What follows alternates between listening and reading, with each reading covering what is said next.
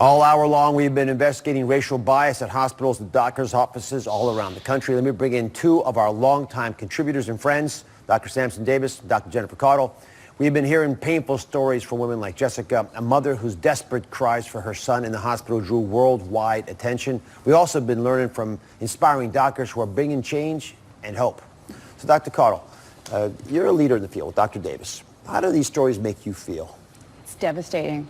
I mean, my heart breaks every time I sort of relive these stories. And being a Black American in this country, this is not new. But it doesn't mean it's any less impactful or any easier to deal with when we keep being re-traumatized and rehearing and reliving this. It's devastating. Dr. Davis, we took an oath, all three of us. Every doctor does, that will do no harm. So how does racial bias cause death? Yeah, I mean, this is a moment I think we all have to stop, listen, and educate ourselves. And how do we progress from here? Black patients do not receive the same quality of care as white patients. And that's a known fact. That's been studied. That's a known fact. And whether these biases are conscious or unconscious, they happen daily in the hospital. And it sends the message to the African-American patient that the system is not for me. And the facts that we see now, the statistics that are staggering, that we see that Black patients are 2 to 3 times more likely to die from coronavirus. Now, coronavirus don't have a specific target, but as you can see, it's affecting the African-American community most. And you can see that Black women have a 243% more likely to have childbirth-related deaths or die during pregnancy. And so we have to change these numbers. This is something that we can start to change today, right now, most immediately. So for the first time ever, major medical associations, the American Academy of Pediatrics, the Academy of Emergency Medicine, they're acknowledging, even apologizing for racial health disparities. So Dr. Caudle, explain what the research says about the background of the doctor and how it matters when it comes to the medical care they're offering. Yeah, well, if I could just say something about what you just said. I'm a physician.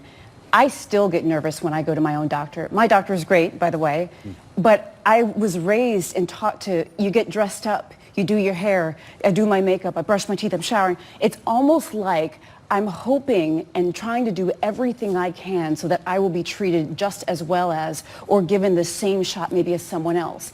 And I still feel that way as an adult, and I'm a physician. I mean, there's a long history of systemic and institutionalized racism in this country and throughout the world. Not only that, Black people, we were exploited, we were experimented on, and you talked about trust. There are plenty of reasons why Black Americans don't have a lot of trust in the healthcare system. And I think, as we talked about, trust matters. So talking about this study, this study I'm going to mention really sort of illustrates trust and the importance of that, right? This was a study that was done in Oakland, California. Black men were assigned either to a Black physician or a non-Black physician. They found that those men who were assigned to Black physicians were more likely to have their BMI or their blood pressure checked. But I think probably one of the most astounding things is that the men who were assigned to Black physicians were 47% more likely to get their diabetes checked and 72% more likely to be screened for their cholesterol. Race matters. Representation matters. So let's take a look at where we are now when it comes to Black doctors, because you've both convinced me that it matters. All right? So right now in America, look carefully, Black Americans make up roughly 13% of the population, right? 13%. There they are, right? Roughly 13%. But only 5% of the doctors are Black Americans. 13% versus 5%. This has to change, guys. And it can change. So up next, some good news. Stay tuned for a surprise announcement about Season 12 you don't want to miss.